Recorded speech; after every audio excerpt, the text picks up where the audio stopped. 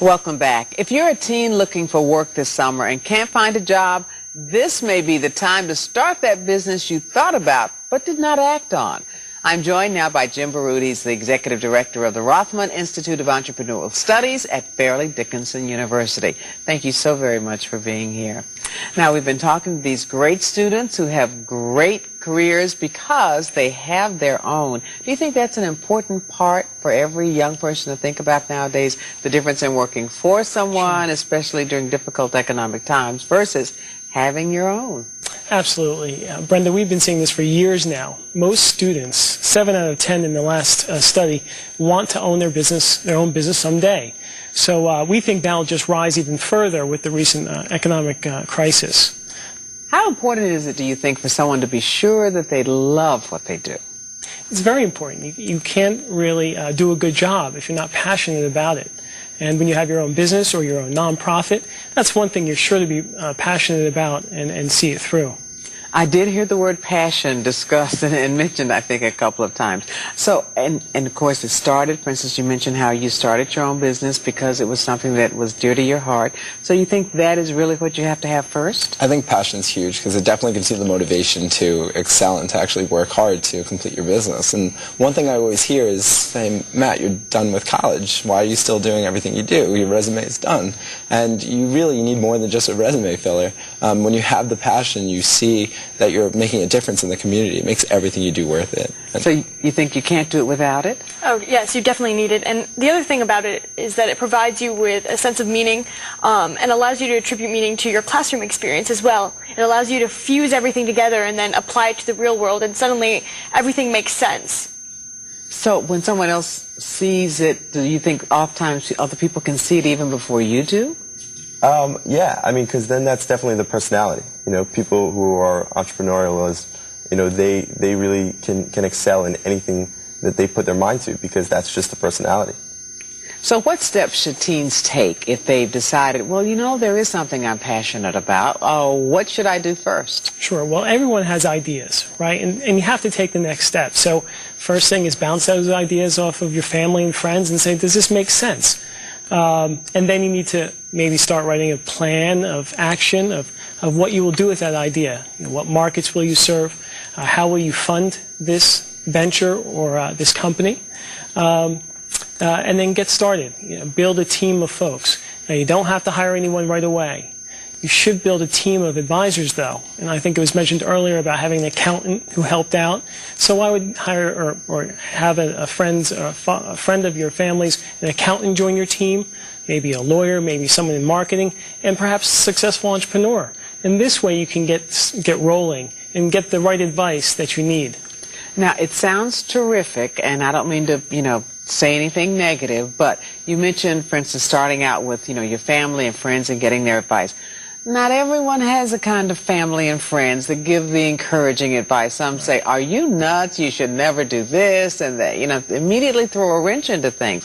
But now, for instance, you did have friends who were your employees right away, and it was helpful. So what's the difference, do you think? Well, I think that when you have friends who are committed to something, they'll really do a great job. And when I first told them about my clinic, they weren't really sure. A lot of them have never even so you did run into those kind of, are you sure kind of people? A little bit. Because a lot of them weren't introduced to autism yet. They didn't really know how to work with special needs children. But I've seen such a growth in my volunteers. And I really don't know who's getting more out of the clinic, the volunteers or the kids themselves.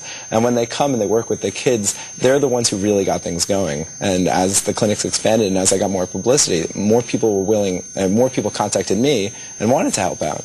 And I was able to get the volunteers that I needed. So how do you tell the difference in the ones who are for you and the ones against you and be able to pick the right combination? Well, it takes time. But, if someone shoots down your idea, that's a good thing. You need to overcome that. If everyone says your idea is great, your idea is great, your idea is great, that's not really, in many times, doing you a favor.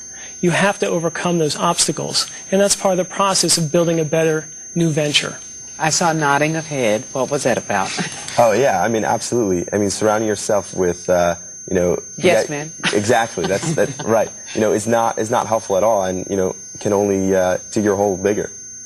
Okay, agreed? Oh, yes, definitely. And I think you can find a support structure, not only in friends and family, but organizations out there, like the McKelvey Foundation, and organizations, even my organization, actually provides youth with tutoring and mentorship programs to help them start their own projects through our website, turnyourworldaround.org. They can go there and create action plans and do things like that and get involved. And there's so many people and resources out there for youth. It's really inspiring. You mentioned a business plan. What actually goes into it? Well, a business plan is like a roadmap. And sometimes when people hear the word business plan, they think of a 20, 30, 40, 50-page tome. And it doesn't have to start that way. If you have your idea, you do some market research, you understand who your customers are, and then how you'll make money or get funding for a nonprofit, then those are some of the basic steps of a business plan. Are we seeing more and more young people, too, wanting socially responsible businesses? Absolutely. And this has started a few years ago, but even more now since Obama has been elected. We see it in our business idea competition, which we get hundreds of entries every year from high schoolers around the state. And more of them are really helping other people, and that's a really great thing to see.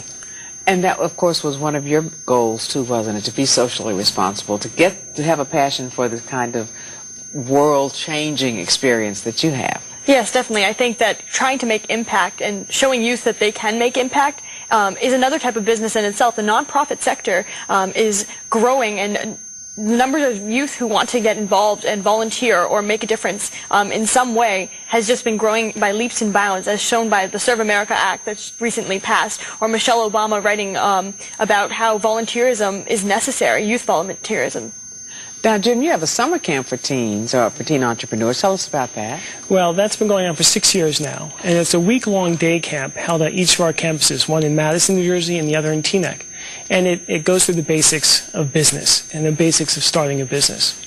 So how do you join? Well, just go to our website, and you can find out more information, and we still have a few slots left, so we welcome anyone any teenagers going into 9th to 12th grade.